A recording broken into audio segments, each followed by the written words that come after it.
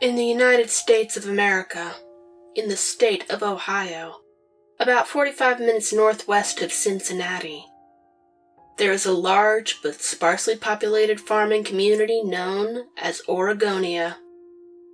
Some of you who have an interest in motorcycles may have heard of it before, as the community is famous for its hills. So famous it holds the annual Devil's Staircase Hill Climb, where motorcyclists ride their bikes up a very steep hill. It's a lot more fun than it sounds, and it brings in a lot of money and excitement to what is normally a very boring area. These hills are steep, and they are many. Within these valleys you will find abandoned houses, mines, caves, and a lot of wild game. Every child who grows up in Oregonian will become familiar with these hills, as they will have nothing better to do than walk them and explore. But as every child in Oregonian knows, these valleys are dangerous. And if there's something you should never do in Oregonian, it isn't walk the waterfront with a fat wallet, or badmouth Ralph J. Stoll. It's that you never walk the valleys during a purple sky. Purple skies mean different things. Usually it means a storm is coming, or it's just an odd quirk of the sun setting.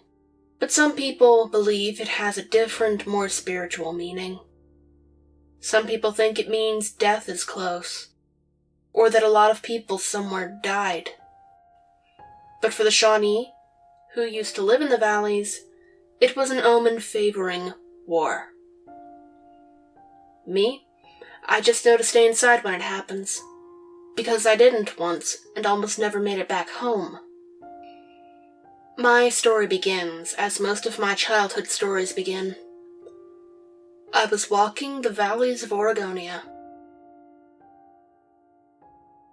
It was a warm winter day, and I was alone, scouting the hills a few miles away from my house, looking for dens of deer to hunt the next season.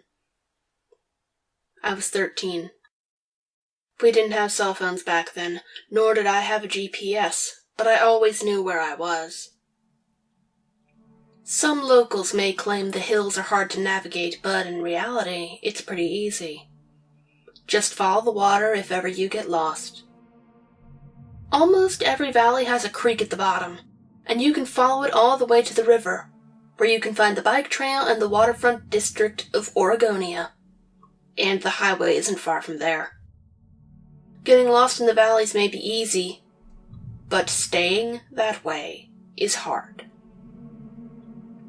I had discovered a new valley, as I had strayed further from home than I ever had before. It may sound boring, but for a bored country kid, pretending to be an explorer in unknown territory is more fun than any video game. I was so absorbed I lost track of time. I came to my senses when I heard the drums. 10 beats, echoing loudly through the hills. I shrugged it off as an echoing gun, or a car backfiring. Coming to my senses, I finally checked my watch. It was 8 o'clock, but the sun sat on the edge of the sky. I chalked it up to a bad battery, and, having my fill of exploring for the day, I made my way back home. I began climbing the hill behind me, following my own tracks to get back to a place I recognized. When I got to the top of the hill, I found myself in an odd situation. I didn't recognize where I was. I was high up enough to see anything I wanted.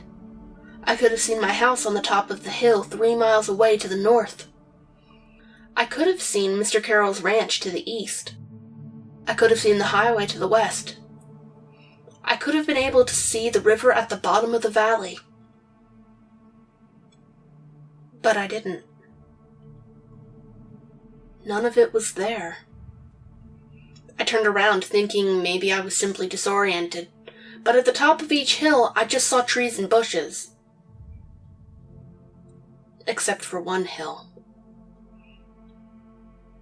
Just in front of the setting sun, I saw a smokestack, silhouetted against the beautiful purple sky. Campfires aren't uncommon in Oregonia. I didn't think anything of it. I heard the drums again. This time it was 9 beats, all in a row, echoing throughout the valley. I shrugged it off again as a gun firing. They are common in Oregonia. Using the sun as a reference point, I found my way. I needed to head west, the way the river flowed. I would run into a creek eventually and get my bearings. It took me half an hour to descend the hill and walk in the valley, looking for evidence of a creek bed. I checked my watch as the ground leveled out. It was almost 9. The sun hung on the edge of the eastern sky. It hadn't moved. I remember telling myself it was a simple illusion. I worried more about how angry my parents would be with me for coming home after dark, because at the rate I was going, it would be another hour or so before I would find my way home. If only. I walked the flat of the valley until it ended. I knew I had to be close to the river, and the hill I was at was high, so I figured I would probably see something if I climbed it. While I climbed it, I heard the drums again. 8 beats. I still ignored it. I got on top of the hill, and to my dismay, found I recognized nothing yet again.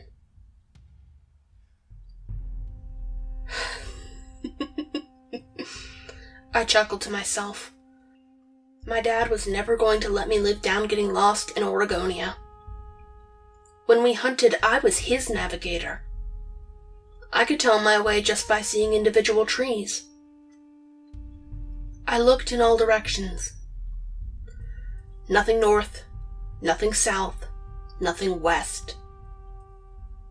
But to the east was still the setting sun. I looked at my watch. It was 10 o'clock. The sun hadn't moved. I took off my watch.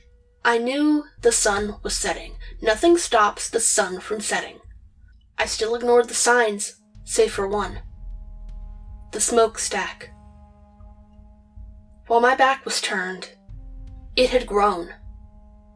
It was a valley closer to me. 7 beats echoed throughout the hills. That's when I noticed the drums. They were louder this time. I began to get a little panicked. I enjoyed the solitude of Oregonia more than most, but even I had my limits. I tried to ignore the drums, and I even wondered if they were real or my imagination. I did what I had been told to do if ever I was lost. I pulled out my knife and marked the nearest tree with an X. Then I moved west, my back to the sun and the smokestack. I made my way down the hill, marking each tree I passed with an X. Like a roller coaster, walking in Oregonia only takes you down for so long. Before I knew it, I was climbing a hill again. 6 beats.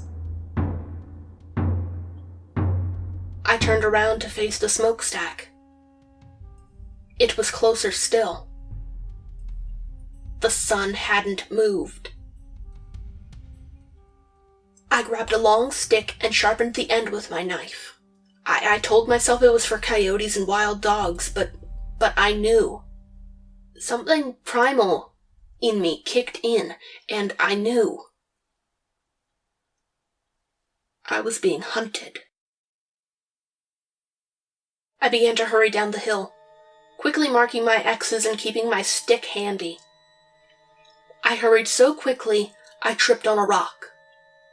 I rolled and rolled, trying to stop myself by grabbing onto anything, but the hill was too steep, and the ground was too hard. I caught a hold of a root for a moment, but I pulled it straight out of the ground. I tucked in and rolled to the bottom, hitting my head on a rock when I finally stopped. 5 beats. Something moved in the woods in front of me, but I couldn't tell what it was. On the way down, I dropped my knife and my stick. I got up and turned around. I was in a clearing.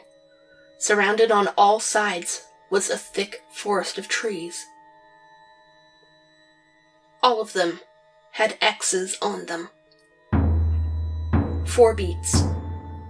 I turned east, and to my horror, the smokestack was only a valley away. The sun hadn't moved. I grabbed a few rocks and sticks and moved up a hill. All the trees had X's on them. I couldn't tell if I had been there before. Some of the X's looked like they were cut with metal into bark, while others looked wider, less clean, like they had been carved with stone.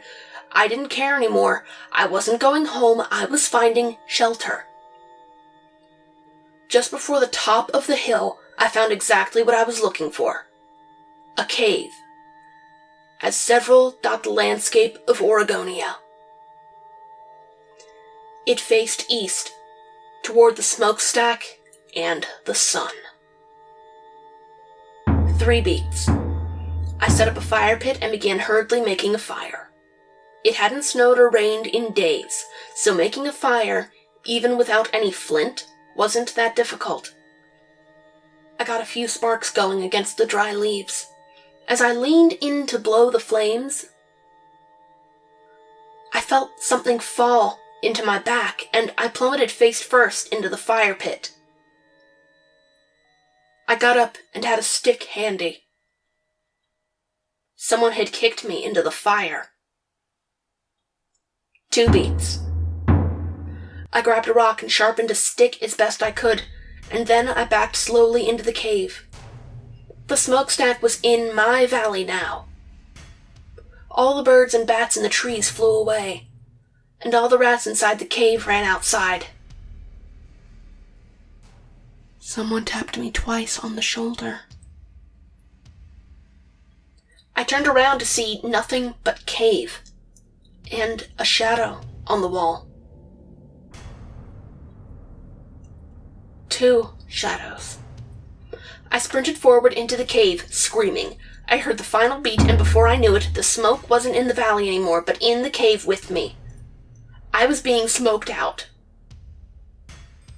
Hardly able to breathe, I kept pressing west, deeper into the cave. In the brief flashes of light I was allowed, I swear I saw drawings inside the cave. Drawings of men slaying animals. I ran into a rock wall, but I noticed a ray of light above me. I clawed into the wall and began climbing towards the light. The hole was big enough for my head, but I used my stick as a makeshift shovel and beat away some of the dirt and rocks. It got big enough for me to climb through. I put my right arm first and tried to pull myself up, but it wasn't quite large enough. Something grabbed hold of my leg. I pulled, and so did it, and it was winning.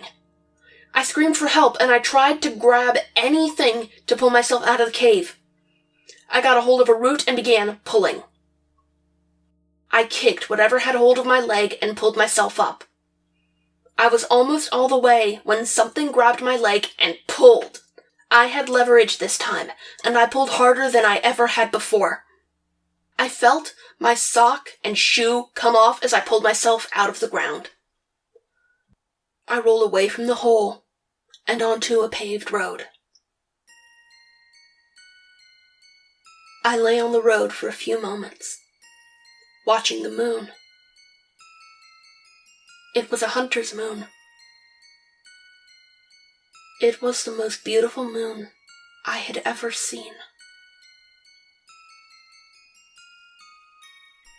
I sat up and saw my leg. Whatever had hold of me didn't just take my shoe and sock. It had taken all the skin below the knee. It had been flayed off with a knife. I checked my watch. It was 1 o'clock. A group of kids out late passed me on the road and got me to a hospital. My leg healed with time. I told my parents I was simply lost. I lived to walk the valleys again. But after that day, I never went out when there was a purple sky.